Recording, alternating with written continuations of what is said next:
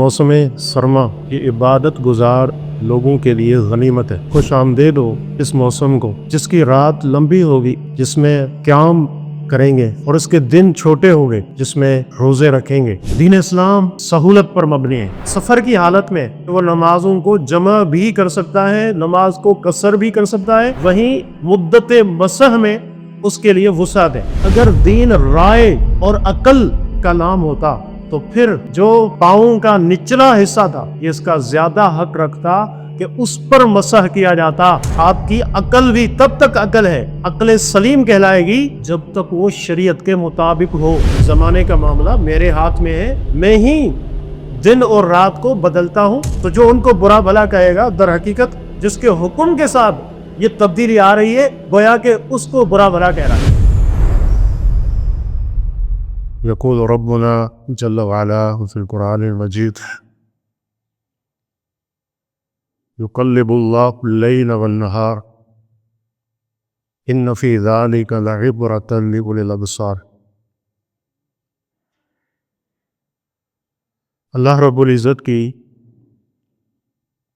ان گنت نعمتوں میں سے ایک نعمت موسموں کا بدلنا بھی ہے۔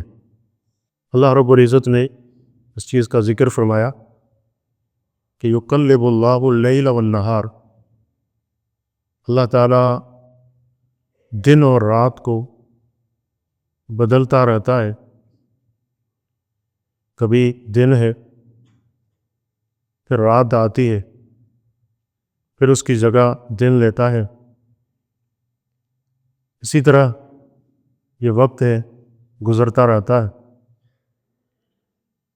ان فی ذلک لعبرۃ لأولی الابصار، فرمایا یقیناً اس میں جو دیکھنے والے ہیں، غور و فکر کرنے والے ہیں، ان کے لیے بڑی عبرت کا سامان موجود ہے۔ مومن ہر نعمت پر غور کرتا ہے اور اس کا فائدہ یہ ہوتا ہے کہ وہ اللہ رب العزت کا شکر ادا کرنے والا بن جاتا ہے۔ تو یہ جو موسم ہے، ان میں ہمارے لیے بہت سارے فوائد ہیں۔ ایک ہی موسم اگر رہتا ہمارے اوپر ہمیشہ، تو دوسری جو موسم ہے اس کا فائدہ کیسے حاصل ہو پاتا؟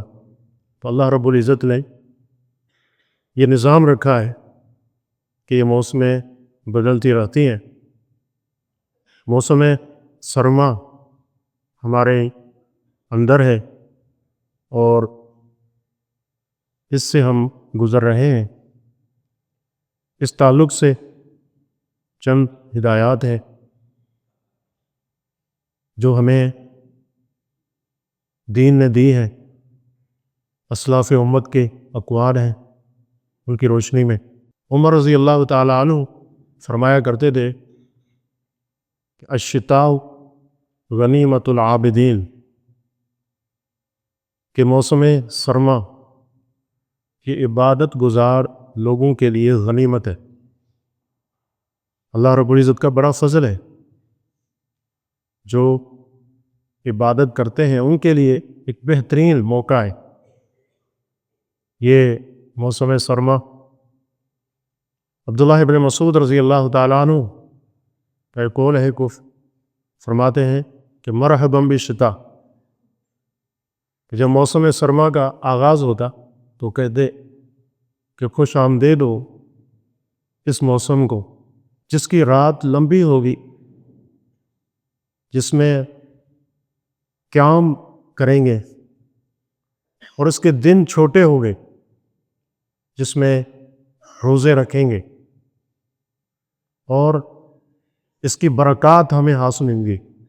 رسول اکرم صلی اللہ علیہ وسلم کا ایک فرمان ہے، آپ ارشاد فرماتے ہیں کہ الا اخبرکم بما یمحو اللہ بہ الخطایا ویرفع بہ الدرجات، کہ لوگوں میں تمہیں وہ چیز نہ بتاؤں کہ جس کے ذریعے اللہ تعالیٰ گناہوں کو مٹا دیتا ہے، معاف کر دیتا ہے اور درجات کو بلند فرماتا ہے۔ قالوا بلا، صحابہ نے کہا کیوں نہیں اللہ کے رسول، ہمیں ضرور بتائیے۔ وہ آپ صلی اللہ علیہ وسلم نے فرمایا وضو کو مکمل کرنا، اسباغ الوضوء علی المکارہ، باوجود اس کے کہ تنگی ہے۔ اس کا صحیح مصداق آپ کو اس موسم میں ملتا ہے کہ پانی ٹھنڈا ہوتا ہے سردی کی وجہ سے اور دل نہیں کرتا، خصوصاً اگر پانی ٹھنڈا ہے سامنے، تو انسان اس چیز کو سامنے رکھے کہ نبی علیہ الصلوۃ والسلام فرما رہے ہیں، خوشخبری ہے کہ گناہ معاف ہوتے اور درجات بلند ہوتے کہ باوجود تنگی کے ایک انسان اچھے طریقے سے وضو کرے، مکمل وضو کرے۔ اور وَكَثْرَةُ الْخُطَىٰ إِلَى الْمَسَاجِدِ، اور مسجدوں کی طرف کثرت سے چلیں، اس کے قدم زیادہ ہوں مسجدوں کی طرف چلنے میں۔ اور وانتظار الصلاۃ بعد الصلاۃ، ایک نماز پڑھنے کے بعد اگلی نماز کا انتظار کرنا۔ فرمایا فذالکم الرباط، فذالکم الرباط، یہ رباط ہے، یہ رباط ہے۔ رباط کیا ہے؟ رباط اور مرابطہ کہتے ہیں اسلامی سرحد کی چوکی داری کرنا، دشمن کے مقابلے ہو، انسان کھڑا ہو جائے اپنی جان ہتھیلی پر رکھ کے، اس کے مقابلے میں جو کھڑا ہے اسلامی سرحد پر، یہ رباط ہے۔ فرمایا یہ بھی رباط میں سے یہ جو اعمال ذکر۔ اور بسا اوقات ایسے ہوتا ہے کہ جلدی جلدی وضو کرنے کی وجہ سے، کیونکہ جو پانی ہے ٹھنڈا ہے، اس کے نتیجے میں اعضائے وضو خشک رہ جاتے ہیں۔ تو اس بارے میں بھی پیارے پیغمبر صلی اللہ علیہ وسلم کا فرمان ہے۔ آپ کے سفر کا واقعہ تھا، آپ نے ایک جگہ پڑاؤ ڈالا، اترے، صحابہ وضو کے لیے گئے، وضو کر رہے ہیں، آپ نے دیکھا کہ کچھ لوگ ایسے نظر آئے جن کی ایڑیاں خشک رہ گئی تھی اور وہ چمک رہی تھی، پانی وہاں نہیں لگا تھا۔ تو نبی علیہ الصلوۃ والسلام نے اس موقع پر فرمایا کہ ویل للعقاب من النار، کہ ان ایڑیوں کے لیے ویل ہے، ہلاکت ہے، کہ جو خشک رہ جاتی ہیں وضو میں، جن کو دھونا چاہیے وہاں پر پانی نہیں پہنچتا۔ تو اس تعلق سے بھی احتیاط کی ضرورت ہے کہ اچھے سے وضو کیا جائے، اعضائے وضو میں سے کوئی چیز خشک نہ رہنے پائے۔ اور دین اسلام یہ انسان کے لیے سہولت پر مبنی ہے، یہ آسان دین ہے۔ وَمَا جَعَلَ عَلَيْكُمْ فِي الدِّينِ مِنْ حَرَجٍ، اللہ نے اس دین میں کوئی تنگی نہیں رکھی، یہ آسان ہے۔ الدین یسر، نبی علیہ الصلوۃ والسلام فرماتے ہیں کہ یہ دین آسان ہے، اس کے بہت سارے مظاہر ہیں اس کی آسانی کے، جہاں سے ہمیں پتہ چلتا ہے کہ یہ دین آسان ہے۔ ان میں سے یہ ہے کہ ہر زمان اور ہر مکان کے لیے بھی یہ دین ہے کہ اس کے مطابق ہمارے لیے آسانی کرتا ہے۔ اب مثال کے طور پر سردی کا جو موسم ہے، اس میں ہمیں دین یہ اجازت دیتا ہے کہ ہم موزے پہنیں اور جرابیں پہنیں، اور اس کے احکامات ذکر کی، یہ ایک آسانی ہے، اس سے فائدہ اٹھائیں۔ نبی علیہ الصلوۃ والسلام نے مسح کے متعلق ہماری رہنمائی کی کہ جب آپ نے موزے پہنے ہیں، جرابیں پہنی ہوئی ہیں، تو پھر موزوں پر مسح کریں، پاؤں نہ دھوئیں۔ لیکن اس کے لیے ضروری ہے کہ جب آپ موزے یا جرابیں پہنیں تو آپ باوضو وضو کر کے اس کے بعد ان کو پہنیں۔ اس کے بعد ایک مدت ہے، اس مدت تک ان پر مسح کیا جائے گا، اور نبی علیہ الصلوۃ والسلام نے اس کی توقیت، اس کا وقت مقرر کیا۔ فرمایا کہ جو مقیم ہے مقیم سے مراد جو اپنے گھر میں ہے، جو مسافر نہیں ہے، تو وہ ایک دن اور ایک رات تک مسح کرے، ایک دن اور ایک رات تک اپنی جورابوں پر مسح کرے۔ اور جو مسافر ہیں وہ 3 دن اور ان کی راتیں مسح کر سکتا ہے۔ یہاں بھی دیکھیں آسانی کا پہلو، ایک شخص مسافر ہے، سفر کی حالت میں، گھر میں نہیں ہے، تو اس کے لیے وہ سہولیات نہیں ہوتی، تو دین نے جہاں اس کو یہ اجازت دی کہ وہ نمازوں کو جمع بھی کر سکتا ہے، نماز کو قصر بھی کر سکتا ہے، وہیں مدت مسح میں اس کے لیے وسعت ہے کہ 3 دن اور ان کی راتیں وہ مسح کر سکتا ہے۔ اور مسح کا طریقہ اپنا جو ہاتھ ہے بیلا کر کے بس اس کی انگلیاں اوپر کے حصے پر پھیرے۔ اور سیدنا علی رضی اللہ تعالیٰ عنہ یہاں سے ایک اور نصیحت کیا کرتے تھے، وہ کہتے تھے لو کان الدین بالرأی لکان اسفل الخف اولا بالمسح من اعلی، کہ اگر دین رائے اور عقل کا نام ہوتا تو پھر جو پاؤں کا نچلا حصہ تھا یہ اس کا زیادہ حق رکھتا کہ اس پر مسح کیا جاتا۔ حالانکہ فرماتے ہیں میں نے اللہ کے رسول صلی اللہ علیہ وسلم کو دیکھا آپ اپنے پاؤں کے اوپر کے حصے پر مسح کرتے۔ آج ہر طرف عقل کو لا کے شریعت کے حقائق کا انکار کیا جاتا ہے، ہر چیز اس کی لاجک کیا ہے، اس کی عقل کیا ہے۔ سیدنا علی رضی اللہ عنہ نے کہا دیکھو آپ کی عقل یہاں کہاں چلی گئی؟ تو عقل اگر شریعت سے ہٹی ہوئی ہے تو وہ فتنے میں پڑ جاتی ہے۔ آپ کی عقل بھی تب تک عقل ہے، عقل سلیم کہلائے گی جب تک وہ شریعت کے مطابق ہو۔ اگر اس سے ہٹ جائے، جیسے انسان کے دیگر حواس ہیں وہ اثر انداز ہوتے ہیں، ایک شخص بیمار پڑ جائے اس کے منہ کا ذائقہ کڑوا ہو جاتا ہے، اس کو شہد بھی اگر دو اس کو زہر لگے گا، تو اس کا یہ مطلب تو نہیں ہوا کہ وہ جو شہد ہے اب وہ کڑوا ہے کیونکہ اس شخص کو کڑوا لگ رہا ہے، نہیں۔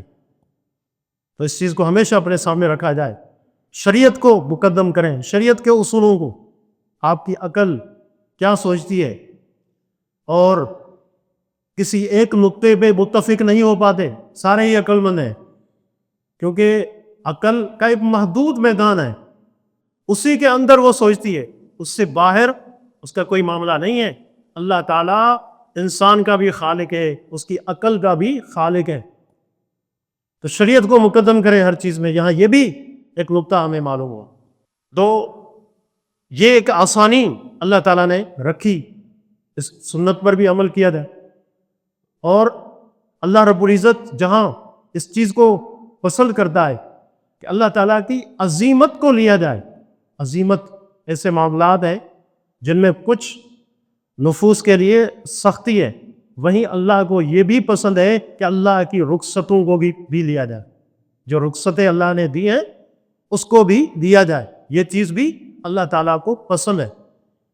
تو اس پہلو سے بھی ہم دیکھیں کہ موسم سرما میں یہ جو احکامات ہیں دین کے ان پر عمل کریں، اور اسی طرح جو اہم نصیحت ہمیں معلوم ہوئی وہ یہ ہے کہ ہماری جو راتیں ہیں اب لمبی ہو رہی ہیں اس موسم سرما میں، تو ضروری ہے کہ کچھ وقت ہم ان راتوں میں اللہ کے لیے نکالیں، چند رکعات قیام اللیل کے ہم پڑھ لیں، اور خصوصاً جو طلبۃ العلم ہیں، ہم لوگ جو اہل علم ان کی طرف ہماری نسبت ہے، ہم پڑھتے ہیں، پڑھاتے ہیں، یہ باتیں کرتے ہیں، تو ہمارے لیے ضروری ہے کہ اس سے ہم فائدہ اٹھائیں۔ اور امام سفیان بن عیینہ رحمہ اللہ کا ایک قول ہے، فرماتے ہیں کہ اذا کان لیلی لیل جاہل و نہاری نہار صفیح فما اصنع بالعلم الذی کتبتہ، فرمایا کہ اگر میرا دن ایسا گزرے جیسے ایک احمق اور بے وقوف کا دن گزرتا ہے، اور میری رات ایسے گزر جائے جیسے ایک جاہل کی رات ہوتی ہے تو پھر اس علم کا کیا فائدہ جس کو میں لکھتا ہوں، جس کو میں پڑھتا ہوں؟ علم حدیث، علم حدیث جب آپ یہ پڑھتے ہیں تو آپ عمل کرنے والے بھی بنیں۔ ابو عاصم النبیل جو امام بخاری رحمہ اللہ کے بھی شیخ ہیں، ان کا ایک قول ہے، وہ فرماتے ہیں کہ من طلب هذا الحدیث فعلیہ ان یکون خیر الناس، کہ جو شخص یہ حدیث طلب کرتا ہے، علم حدیث کا طالب علم ہے، اس کو چاہیے کہ لوگوں میں سب سے بہتر ہو، تمام معاملات میں اچھا ہو۔ فعلیہ ان یکون خیر الناس، لوگوں میں بہتر ہو، عقیدے کے لحاظ سے بہتر ہو، عمل کے لحاظ سے بہتر ہو، اخلاق کے لحاظ سے بہتر ہو، ہر چیز میں ان سے بہتر ہو۔ یہ علم حدیث ہے کہ اس کی طرف نسبت رکھنے والا عظیم ہوتا ہے۔ تو یہ ہمارے لیے بھی درس ہے کہ ہم کچھ وقت قیام اللیل کا رکھیں ان راتوں میں۔ ابھی اگر قیام اللیل نہیں کریں گے تو پھر کب کریں گے؟ اور ویسے وقت کم ہوتا ہے، راتیں چھوٹی ہوتی ہیں جیسے ہماری زندگی ہے، تو ان میں ہمیں سونے کے لیے کم وقت ملتا ہے، نیند پوری نہیں ہوتی۔ لیکن اب بھی اگر نیند پوری نہیں ہوتی تو پھر کب ہوگا؟ یہ لمحہ فکریہ۔ اور اسی طرح دوسرا، یہ دن بڑے چھوٹے یہ دن ہیں، ٹھنڈے دن ہیں، اندازہ بھی نہیں ہوتا کہ دن کیسے گزر جاتا ہے۔ تو اس میں جن لوگوں کے روزے رہ رہے ہیں، فرض روزے، ان کے لیے یہ غنیمت ہے کہ اس وقت سے فائدہ اٹھائیں، وہ روزے رکھیں۔ اس کے علاوہ نفلی روزے رکھنے کا بھی یہ بہترین وقت ہے۔ اور جیسے آپ نے عمر رضی اللہ عنہ کا یہ کون سماعت کیا، انہوں نے کیا کہا کہ یہ موسم سرما یہ عبادت گزاروں کے لیے غنیمت ہے۔ غنیمت، بعض سلف اس کو ٹھنڈی غنیمت بھی کہتے ہیں۔ بغیر مشقت کے، بغیر تنگی کے ایک عمل آپ کر سکتے ہیں جس میں اتنی تنگی نہیں ہے، تو ایک مومن کو کیا چاہیے؟ تو اس پہلو سے ہمیں اپنا جائزہ لینا چاہیے کہ یہ جو راتیں ہیں، یہ جو دن ہیں، یہ اللہ کی بڑی نعمت ہے ہمارے اوپر، تو ان سے فائدہ اٹھائیے، اور جو مختلف قسم کی رخصتیں ہیں، احکامات ہیں دین کے، ان کو بھی اپنے سامنے رکھیں۔